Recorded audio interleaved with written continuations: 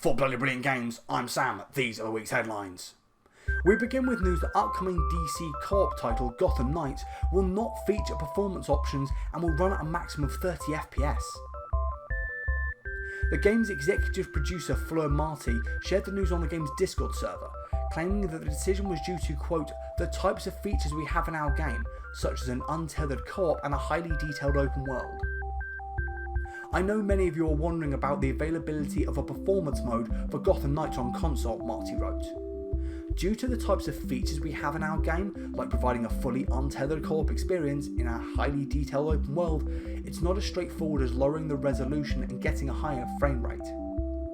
For this reason, our game does not feature a performance or quality toggle option and will run at 30 FPS on consoles. Gotham Knights will release on the 21st of October. It was previously announced in May that the game would not release on Xbox One or PS4, with the publisher claiming this was to provide players with the best possible gameplay experience.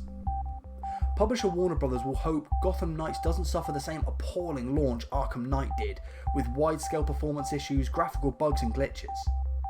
Arkham Knight is not the only game in the series to have had launch issues, with Arkham Asylum, City and Origins all being plagued with problems upon their releases. There should be a healthy amount of skepticism towards Gotham Knights, as the last time Rocksteady were not involved in a title in the series, Gotham Knights developer WB Montreal brought us 2013's Arkham Origins. Not only the weakest in the series, but a title publisher Warner Bros. Admitted only 6 months after its release it was more focused on producing DLC for than releasing a patch to fix bugs. Next, Bayonetta's English voice actor Hellena Taylor has asked fans to boycott the third game, claiming she was offered an insulting amount to reprise her role. In a series of video messages published on Twitter, Taylor alleged she was offered just $4,000 to return for Bayonetta 3 and criticised developer Platinum and publisher Nintendo.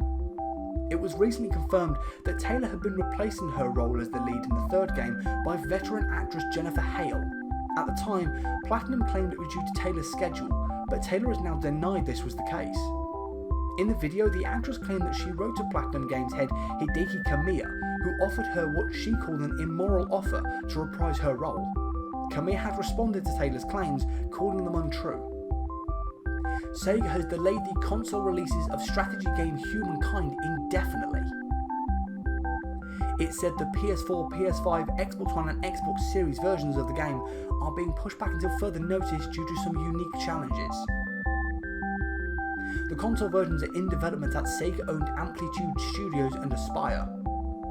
Customers who have pre-purchased the game on digital storefronts will receive refunds where applicable in line with platform policy.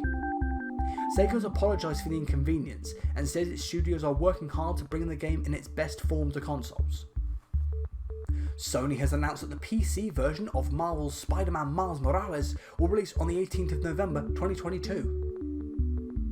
The port, which is being handled by Dutch developer Nixes, who worked on Marvel's Spider-Man's remastered PC port, is available to pre-order via Steam and Epic Games Store, priced at $49.99, £39.99 and €39.99. The Miles Morales remaster will feature similar ray tracing options to its predecessor. Square Enix announced that its mobile battle royale game based on Final Fantasy VII is being shut down.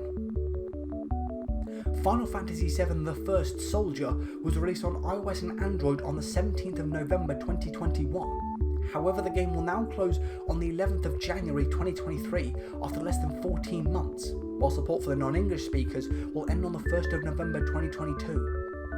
A statement posted on social media claimed the decision was made because its developer hadn't been able to deliver the experience the publisher was hoping for.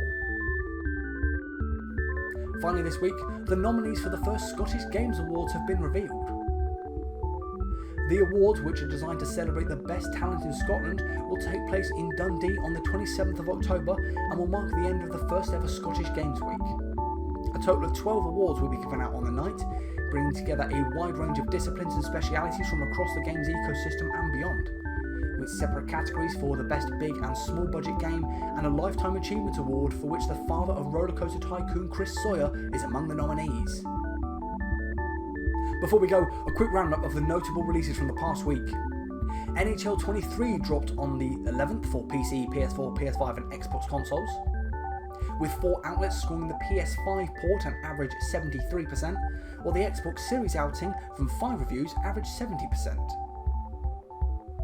Also on the 11th, we saw No More Heroes 3 arrive on PC, PS4, PS5 and Xbox consoles. The PS5 version from 10 publications averaged 72%, and the Xbox Series release scoring an average 81% from 7 reviews. PGA Tour 2K23 dropped for PC, PS4, PS5 and Xbox consoles on the 11th, with 11 outlets scoring the PS5 version an average 76%. With the release of Ata Egos Curse of the Stars rounding out the 11th on PC, PS4, PS5 and Xbox consoles. The PC port from 7 reviews averaged 76%, the PS5 version from 4 outlets averaged 84%, and from 4 publications, the Xbox Series release averaged 74%. The 12th saw the release of LEGO Bricktales on all major platforms, with the PC port from 20 outlets averaging 76%, the PS5 port from 4 publications averaging 63%, the Switch version from 6 reviews averaged 70%, and the Xbox Series outing from 7 organisations averaged 74%. One of my most intriguing games from Not So E3 this year, released on the 13th. Sunday Gold hit PC and from 28 publications averaged 71%. And finally, on the 14th, gory FPS Scorn arrived on the Xbox Series and PC, with the Xbox Series version from 4 reviews averaging 71%, while the PC port from 53 outlets scoring an average 72%. With all that said, we've reached the end of this week's episode. Be sure to leave your thoughts on any of the stories we talked about today in the comments down below, and while you're down there, let me know what games you've been playing this week. If you enjoyed this, please leave us a like and a subscribe, it really helps out the channel, and if you'd like updates on our content, be sure to follow us on Twitter at Bloody Brilliant Games. I'm Sam, thank you for watching Bloody Brilliant Games, I'll see you next week, goodbye.